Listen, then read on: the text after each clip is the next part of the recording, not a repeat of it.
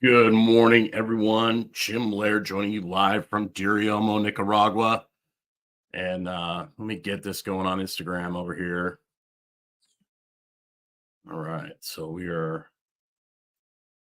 hope you had a great Labor Day weekend.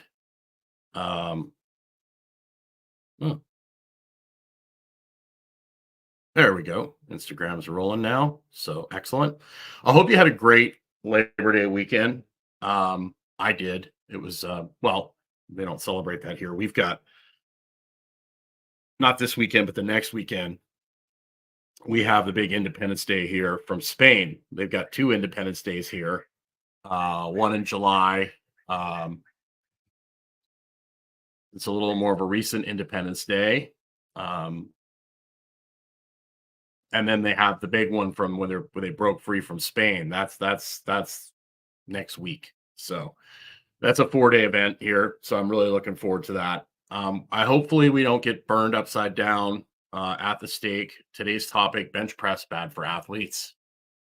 This is going to be a fun one. This is going to be me answering a question from the interview I did with Coach Summer, Gymnastics Bodies. We had a great discussion. It was a while back now when I was still in Florida. I believe I was still in Florida when we did that talk. Yeah. So that was over a year ago. And it's a great question. So let's dive right into this. So we're going to head over here. And we're actually going to pull the clip up. So the question comes, I'm going to share the screen. There we go. Share screen. So this is the interview, the lost art of physical preparedness with Coach Summer. The questions from down here. Where is it?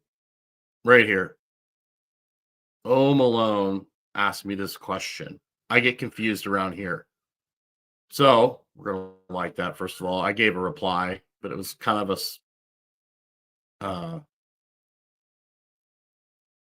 yeah, this guy says it was a dumbass comment, or I'm missing a mountain of context. Yes, you are missing a mountain of context. So we're going to cover that today. So let's listen to what was said at minute 31. The power.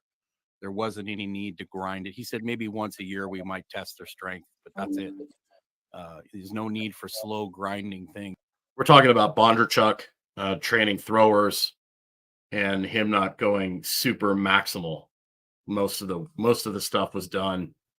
His training was done between 65 and 85%.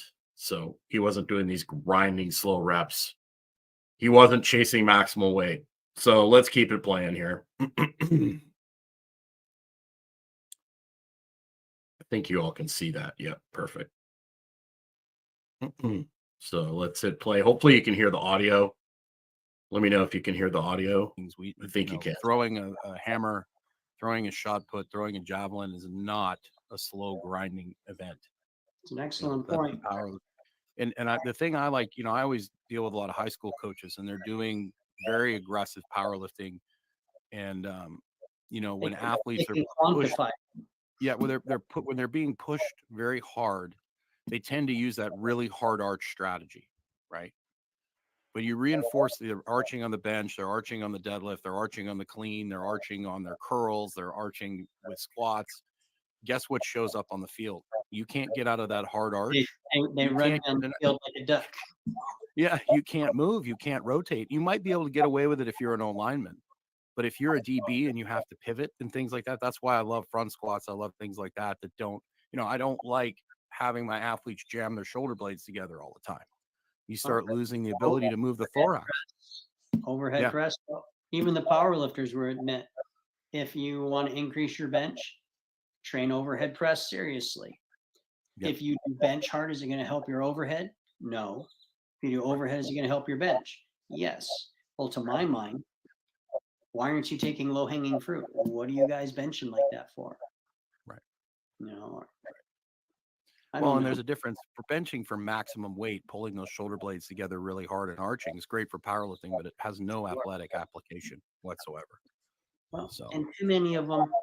So I've got some SEAL Team 6 people that we're having some discussions right now. They're retired. We've had active, but right now they're retired, and they've kind of. So I think that's where the question comes from, is when I said competition, powerlifting, bench press has no real athletic application. And the argument some people will make is it, and I'm not saying you shouldn't bench. I'm just saying that once you push the bench press so much, you run out of movement options. The hard arch, let me stop sharing the screen here.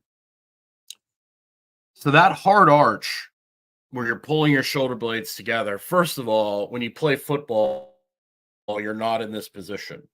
So you're essentially strengthening a position that doesn't exist on the field. You're going to be here and you're going to be in all sorts of weird different positions. Okay. Benching really heavy like that over time, you have to create a huge amount of compression. And when you create compression and you create immense amounts of stability, you lose movement. And most of the people, I noticed I didn't say bodybuilding, okay? Because you can counter that pulling the shoulder blades together really hard if you like do some hammer strength rows and you really reach and you really open up and you come back and you pull it back and then you reach. But most people, if you go to the gym and you watch them row, they stop here. They don't actually reach, and they don't reach and they don't get that big movement because you're arching, you're pulling your shoulder blades together in the squat, on the deadlift, and this might not affect you in a negative way in a year, 2 years, 3 years.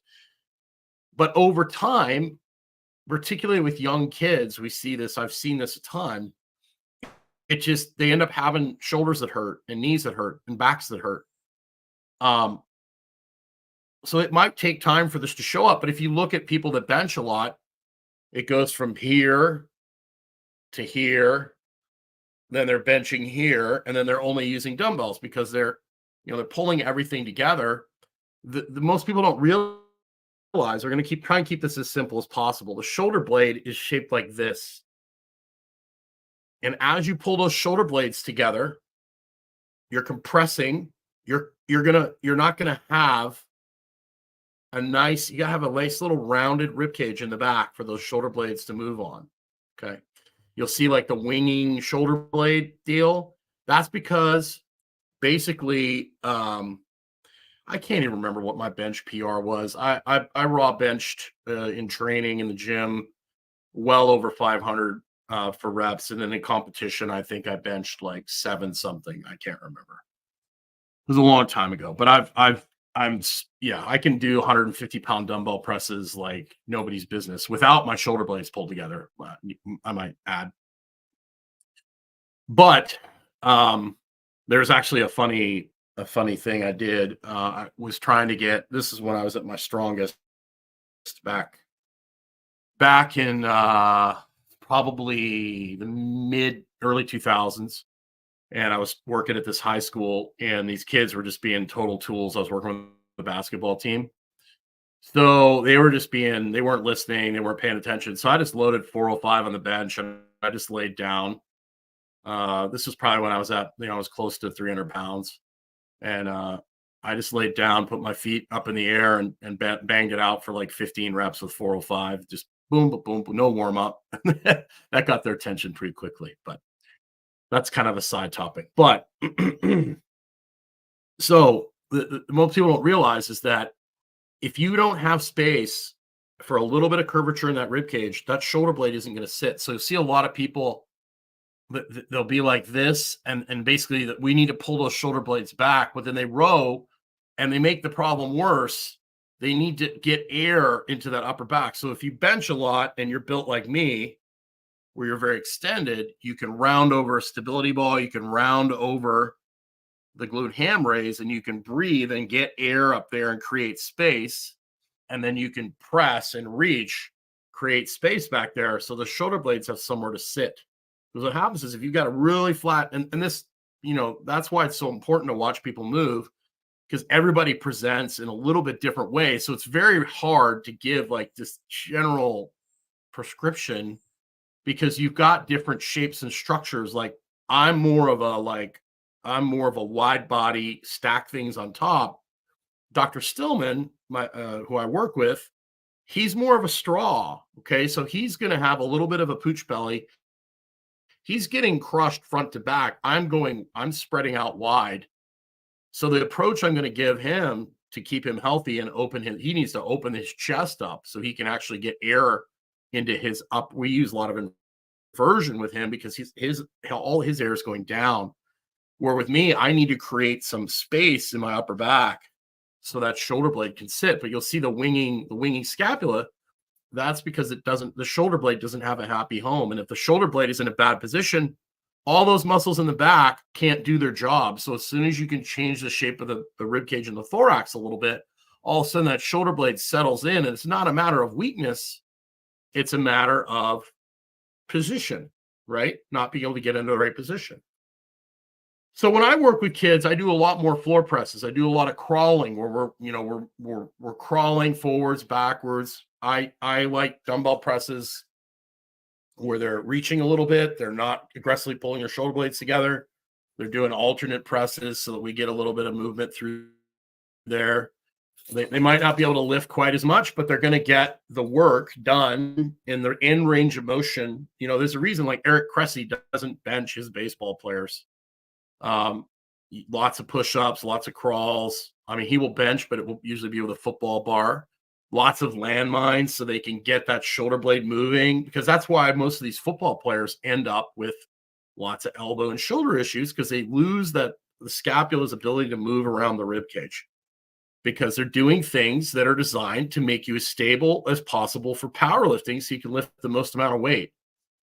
So you need to I love like the hammer jammer. I love that. I had one of those in my gym for explosive press and even for, standing press. And it gets a little bit of almost like an overhead kind of thing. So you can be super, super strong, but if you can't move and don't move well, you're not going to be great on the field. And a lot of, offensive linemen can get away with benching a lot because they don't have to rotate and turn.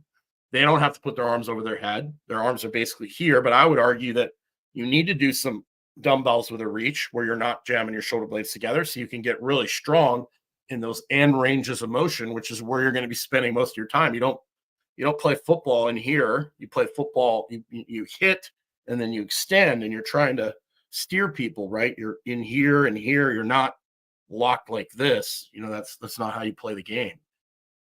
So I hope that clears some things up. And there's nothing wrong with benching athletes, particularly. I just think that really hard arch of the shoulder blades really pinned back over time, particularly if they're combining that with squat and deadlift, and then they're doing curls. You watch people in the gym. Most of them, and you'll say, well, you fix your posture, pull your shoulder blades back, but they're actually getting back there by arching their back, right? They're not actually opening up the thorax in the front. So we want to make sure we keep movement options available. We want to make sure that people move well.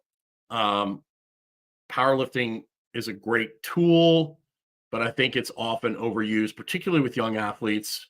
The lifts need to be within a reasonable amount of weight. We don't need to chase any really, really heavy weights. That's just the way I've approached things. It's worked really, really well for the kids that I've worked with. And that's what happens when I get kids that were sent to me in the past that were having shoulder and elbow issues. The first thing we do is work on, what shape is their rib cage? How are they moving? How do they bench? And usually once we get them from not aggressively, pulling those shoulder blades together, we get them doing some crawls, some arm bars. We get them doing some landmine press. We get things moving in a better way. All of a sudden that shoulder feels much, much, much better. So there's just a few thoughts for you. If you get a chance, you can go back and listen to the interview with Coach Summer and I think it's an excellent one. I really enjoyed doing it, and happy to answer any questions. anybody has. But I rebranded Nika Barbell, so I'm really excited about that. I've got some really cool designs. You can go over to nikabarbell.com, or if you're watching this on YouTube, you can actually check. Let me see if the store shows up on this or not yet. Well, no, it doesn't. Maybe it does. Let me see. Let me see if we can actually see the store. Probably have to sign in as as somebody else. I have to sign as Dr. Stillman. No, we don't want to turn that on. Let's see if the store shows up.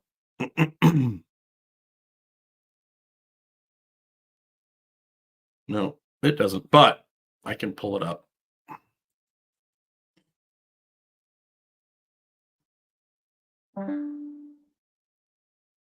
So I'll just show you the store real quick. There we go.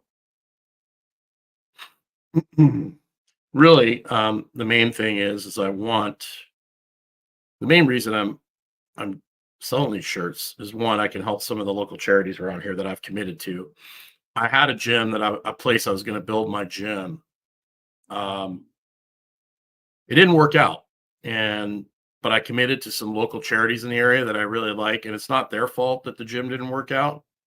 So I'm continuing to support them. So any of these t-shirts you buy, bags, t-shirts, whatever, if you don't want to buy a t-shirt, you can always hit the donate button up here in the right hand corner and give a couple dollars, and then the rest of it's going to go to wherever I decide to build my gym. You've actually got 2 days of 25% off anything on here, but really help remind humans they need to get outside. Like, that's the whole purpose of this gear. Got a really cool, don't be a zoo animal mug right there. That's pretty neat. I think I have the logo on the other side. Nika Barbell, get outside. Don't be a zoo animal. We got hats. I probably have too many products. But that's okay. I'd rather have too many than not enough. But great hoodies. Got a lot of kids stuff. I mean, who doesn't want Nika Barbell, get outside teddy bear, right? So we got lots of great t-shirts. There's a lot of high quality t-shirts. We got hats. We got beanies. We got, this is a good one here. So don't be a new animal premium t-shirt. It's got the Nika Barbell up on the back of the shirt. So go check it out. I'd appreciate your support. You can also go over to the Stillman Wellness and check out our membership. We have our webinar this week. You're going to want to get on that. If you go to Stillman Wellness and you go down to the bottom of the screen, bottom of the page, she'll show you that too. Why not, right?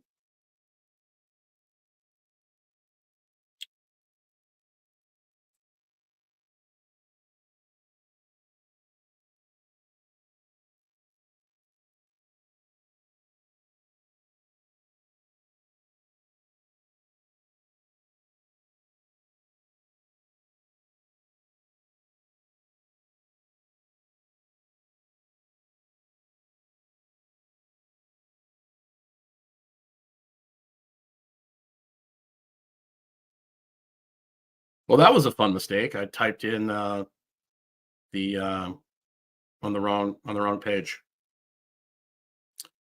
So, oh well, mistakes. Live video. This is Stillman Wellness. If you go over here,